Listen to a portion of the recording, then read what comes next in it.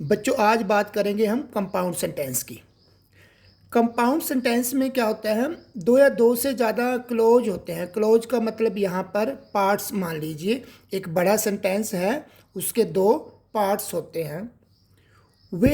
वो पार्ट्स जो है वो क्लोज आपस में कोऑर्डिनेट कंजंक्शन से जुड़े होते हैं। कोऑर्डिनेट कंजंक्शन कौन सी होती हैं?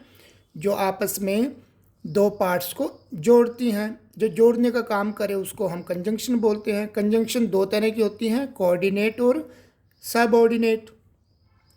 तो ये कोऑर्डिनेट कंजंक्शन से जुड़ते हैं जो दो पार्ट्स आपस में, उनको हम कंपाउंड सेंटेंस बोलते हैं।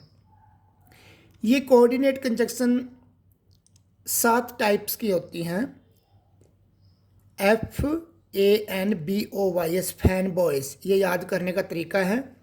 F means for, A for and, N for nor, B for but, O for or, Y for yet, S for so। इनके अलावा अगर कोई आपको लगता है कोई कंजंक्शन यूज हो रही है कंपाउंड सेंटेंस में, तो उनका मीनिंग इन्हीं में से होगा, कोई अलग मीनिंग नहीं हो सकता। जब एग्जाम्पल आएंगे तो हम उसमें देखेंगे। अब ये कोऑर्डिनेट कंजंक्शन 4 टाइप्स की होती हैं। एक तो एडिशन की होती हैं, कुछ चीज़ ऐड करनी हो। एक चॉइस की होती हैं, भाई ये करो या ये करो। एक कंट्रास्ट की होती हैं, एक पॉजिटिव बात एक नेगेटिव बात, मीन्स दोनों में विरोधाभास हो।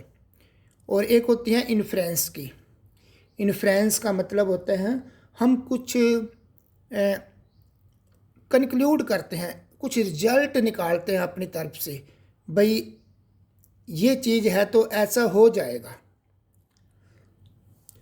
इनमें आप ये देखो, अगर एंड यूज करते हैं कंजंक्शन कहीं, तो वहाँ पर आपको नॉट ओनली बट आल्सो भी मिल सकता है, एज वेल एज भी मिल सकता है, बोथ और एंड भी मिल सकता है।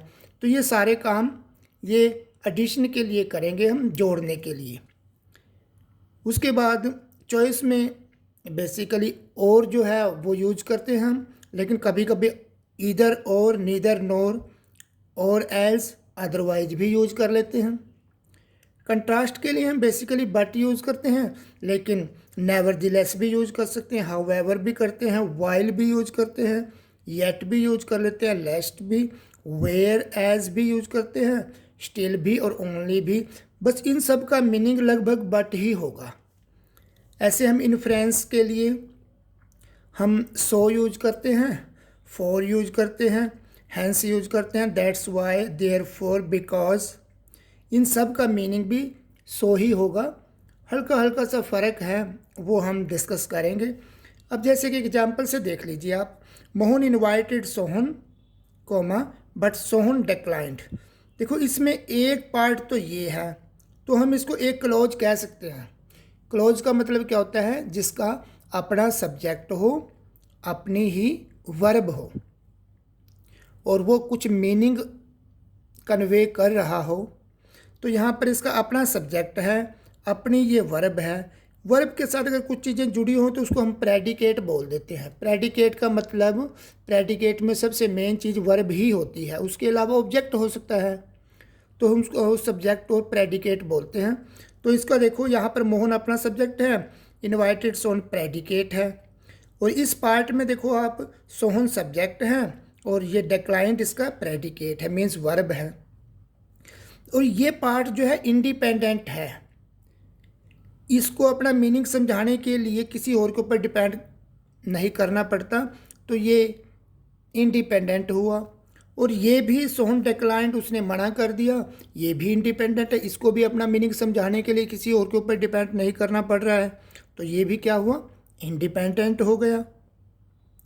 अब दोनों ही, ये इंडिपेंडेंट एक सिंपल सेंटेंस है, या इसको बोल दीजिए क्लोज है, और ये भी सोहन डिक्लाइंड एक सिंपल सेंटेंस है, या इसको बोल लीजिए आप क्लोज है। तो एक क्लोज ये हो गया, एक ये हो गया। अब जिस क्लोज के साथ हमने ये कंजंक्शन लगाई है बट, इसके साथ, तो ये वाला क्लोज तो बोलते हैं कोऑर्डिनेट क्लोज, और जिसके साथ कोई कंजंक्शन नहीं लगती उसको बोलते हैं मेन क्लोज। ये इंडिपेंडेंट है और ये भी इंडिपेंडेंट है। ये आपने याद रखना है। कंपाउंड सेंटेंस में जो दो पार्ट्स होते हैं, क्लॉज होते हैं, जिनको कि हम कोऑर्डिनेट कंजंक्शन से जोड़ते हैं, वो दोनों ही इंडिपेंडेंट होते हैं, एक दूसरे के ऊपर डिपेंड नहीं करते। तो इन कंजंक्शन का आपने थोड़ा ध्यान रखना है। अब हम एक एक्सरसाइज करेंगे नेक्स्ट वीडियो में जो आपके सिलेबस में है। Thank you.